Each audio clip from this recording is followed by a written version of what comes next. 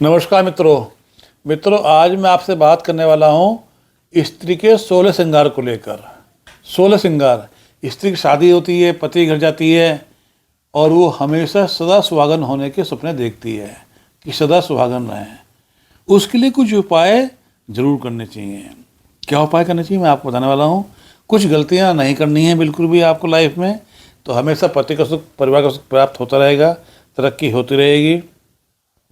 यहाँ पर एक ध्यान कीजिएगा, 16 श्रृंगार लड़की करती है। 16 श्रृंगार में से 3 चीज़ें बड़ी मुख्य होती हैं। हाथ की चूड़ी, माथे का सिंदूर और माथे की बिंदी। मांग का सिंदूर और माथे की बिंदी, ये 3 चीज़ें बड़ी मुख्य होती हैं। इन तीनों टॉपिक में आपसे बात करने वाला हूँ। सबसे पहले हम बात करेंगे चूड़ियों को लेकर। तो मित्रों, मैंने देखा स्त्री जब सामान को यूज करती है, वो चाहे चूड़ियाँ हो, सिंदूर हो, बिंदी हो, जब वो पुराना पड़ जाता है तो उसका क्या करें, ये एक बहुत बड़ी समस्या है और ये जानकारी नहीं मिलने से गलती हो जाती है। तो मैं आपको आज जानकारी देने वाला हूँ कि क्या करना चाहिए। आपने देखा होगा स्त्री चूड़ी पहनती है। पहली बात तो चूड़ी हमेशा नई होनी चाहिए, पुरानी चूड़ी नहीं पहननी चाहिए सुहागिन स्त्री को। और हमेशा बाएं हाथ में एक चूड़ी फालतू हो, चाहे वो पुरानी डाल ले। आप लाते हैं बाजार से सेट लेके आते हैं, बराबर हाथ में बांट लिए, एक चूड़ी बाएं हाथ में ज़्यादा डालिएगा। अब होता क्या है, चूड़ी का मुंह खुल गया तो क्या कर रहे हैं उसका।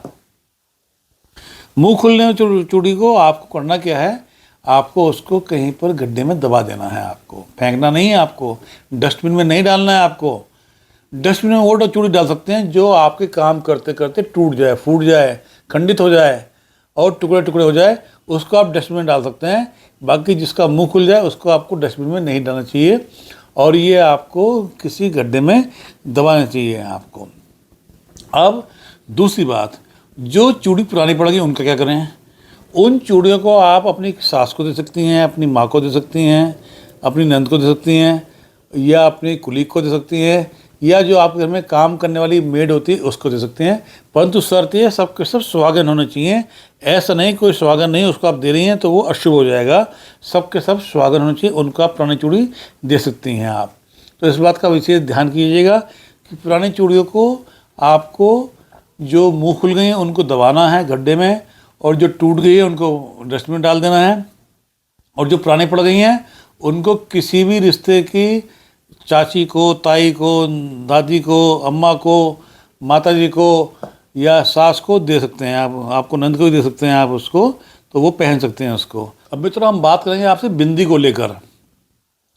मैंने ये पाया कि स्त्रियां अक्सर क्या करती हैं, बिंदी को शीशे पे चिपका देती हैं, उखाड़ के माथे में। उनको स्नान घर में गई हैं तो उसको वहाँ बाथरूम में शीशे पे चिपका दिया, घर में शीशे पे चिपका दिया, आपको ड्रेसिंग टेबल के ऊपर शीशे पे चिपका दिया, दीवार पे चिपका दिया, कहाँ यहाँ वहाँ चिपका के छोड़ देती हैं और उसको मेड उतार कर फेंक देती है। ये बिल्कुल गलत है।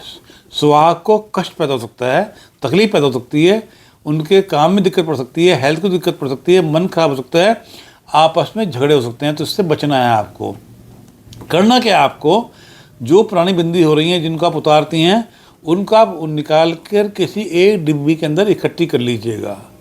10-20 बिंदी जब इकट्ठी हो जाए तो आप उनको किसी भी पीपल के पेड़ के नीचे या किसी मंदिर के अंदर जो पेड़ होता है उसके नीचे आप रख सकती हैं, वहाँ रख के छोड़ दीजिएगा। तो इतना करने से आपको कोई हानि नहीं होगी, बल्कि आपको लाभ ही आपको मिलेगा। ये आपको ध्यान करना है, बाबा कृपा करें। मित्रों, अब बात हम करेंगे सिंदूर को लेकर। सिंदूर, हर गृहिणी सुहागिन स्त्री माथे में सिंदूर लगाती है और उसको पसंद करती है क्योंकि उसके सुहाग की निशानी है।